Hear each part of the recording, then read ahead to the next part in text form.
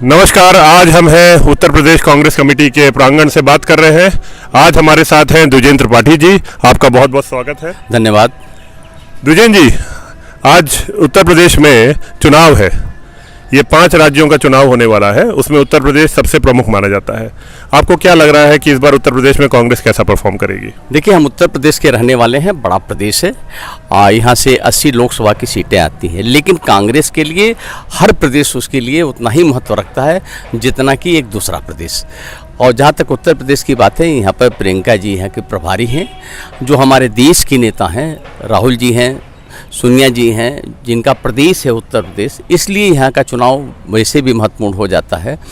और जो संभावनाएं हैं कांग्रेस की, अब उस पर हम विश्वास कर सकते हैं, कार्यकर्ता विश्वास कर सकता है, नेता विश्वास कर सकते हैं। और प्रियंका जी की वजह से आम जनमानस में एक जो नई धारणा बनी है, एक नई सोच पैदा हुई है। उनको लगता है कि कांग्रेस पार्टी के आने से, प्रियंका जी के होने से, अगर कांग्रेस पार्टी आती है तो आम आदमियों के जो मुद्दे हैं जो कहीं खो गए हैं और भारतीय जनता पार्टी ने उसको पीछे कर दिया है, उसकी प्राथमिकता कुछ और है, जनता की प्राथमिकता कुछ और है। हम जनता की प्राथमिकता के साथ चलते हैं, इसलिए लोगों का विश्वास है कि कांग्रेस पार्टी अगर सत्ता में आती है तो लोगों के इच्छा के अनुसार, लोगों की जो दिक्कतें हैं, खासतौर से बेरोजगारी का मुद्दा हो, किसानों का बड़ा मुद्दा है, और ख़ासतौर से जो कोविड में जितनी मौतें हुई हैं, ऑक्सीजन की कमी की वजह से जो मौतें हुई हैं, सरकार की लापरवाही की वजह से जो मौतें हुई हैं, उसकी उदासीनता की वजह से जो मौतें हुई हैं, ये प्रत्येक घर में कहीं न कहीं ये टीस की तरह है। जो लोग सोच रहे हैं कि हम वक्त आने पर किस तरह से इस सरकार को जवाब देंगे, वो इंतज़ार कर रहे हैं, और वो इंतज़ार तभी खत्म होगा जब उत्तर प्रदेश का चुनाव खत्म होगा। अब बीजेपी में अपनी हार का ठीकरा मुख्यमंत्रियों पे फोड़ा जा रहा है। हर जगह देखिए तो उत्तराखंड में, फिर कर्नाटक में। तो क्या लगता है यहाँ पे उत्तर प्रदेश में भी योगी जी की रवानगी ज़रूर होगी?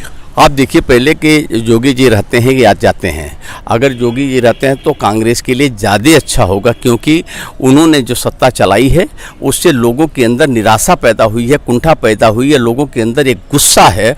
इसलिए योगी जी अगर रहते हैं तो उसका फ़ायदा सीधे तौर पर कांग्रेस को मिलेगा। हाँ, ये ज़रूर है कि जनता को मिलेगा कि नहीं? नहीं, जनता को तभी मिलेगा जब ये सत्ता से बाहर हो जाएंगे। जो भी हमारा मतलब ये है कि जैसे बीजेपी सत्ता से बाहर होती है, कांग्रेस पार्टी सत्ता में आती है, 32 सालों के बाद जो उसकी वापसी होगी, जो जनता की रगों को जानती है, जनता की ज़रूरतों को पहचानती है, और हम जनता से जुड़े हुए लोग हैं। आज जो मुद्दे राहुल जी उठा रहे हों, सोनिया जी उठा रही हों, प्रियंका जी उठा रही हों, कांग्रेस पार्टी जो उठा रही है, तो किसका मुद्दा उठा रही है? वो जनता का मुद्दा उठा रही है। जिस जनता के मुद्दे को बीजेपी ने, मोदी जी ने, योगी जी ने पीछे कर रखा है। तो क्या पिछली बार आपका नारा था 27 साल यूपी बेहाल, तो आपकी बार नारा फिर आप लगाएंगे 32 साल यूपी बेहाल? देखिए, यूपी बेहाल तो है। जो हम कांग्रेस की बात करते हैं, कांग्रेस की बात इसलिए करते हैं कि जितनी भी सरकारें उत्तर प्रदेश में अभी तक आई पिछले 32 सालों में, कहीं न कहीं से ये विकास जो रुका, जो बेरोजगारी बढ़ी है, जो लोग किसानों के जो मुद्दे बढ़े हैं, किसानों की समस्याएं जो जिस तरह से बढ़ी हैं, उससे ये देश निरंतर पीछे होता चला गया। आज जो उत्तर प्रदेश की गरिमा थी, हमको उस गरिमा को सबसे पहले वापस लाना होगा, और ये कांग्रेस पार्टी ही कर सकती है। हम तो ये भी कहते हैं कि कांग्रेस पार्टी जब सत्ता से हटी थी तो जो अर्थव्यवस्था के मुद्दे पर हो, जो हमारा एक सम्मान था पूरी हिंदुस्तान के बाहर भी उत्तर प्रदेश का जो सम्मान था, हमारा वो सम्मान ही अगर ये लौटा दें तो वो बहुत बड़ी बात है। हम जानते हैं कि ये नहीं लौटा पाएंगे। यही वजह है कि आज जनता उस समय का इंतज़ार कर रही है कि जब उत्तर प्रदेश में चुनाव हो और हम भारतीय जनता पार्टी को सत्ता से बेदखल करें। तो क्या लगता है कि इस बार आप अच्छा परफॉर्म करेंगे? कितनी सीटें कांग्रेस जीतने वाली है? देखिए, हम अपने नेता पर विश्वास करते हैं। प्रियंका जी ने जो बात कही है, उत्तर प्रदेश में जिस तरह से उन्होंने लोगों के मुद्दे उठाए हैं, बार बार मुद्दे उठाए हैं, और यहाँ तक कि इतना ही नहीं, स्वतः जो है तमाम जगहों पर खुद वो गई हैं, लोगों के साथ बैठी हैं, धरने पर बैठी हैं, उनके मुद्दे को उन्होंने लगातार उठाया है। तो अब इससे ज़्यादा हम कह रहे हैं कि इससे अच्छा माहौल कांग्रेस पार्टी के लिए नहीं हो सकता है। एक तरफ भारतीय जनता पार्टी के प्रति गुस्सा है, और कांग्रेस के प्रति एक आकर्षण जो है, एक विश्वास जो है लोगों का, वो हमको सत्ता तक ले जाएगा।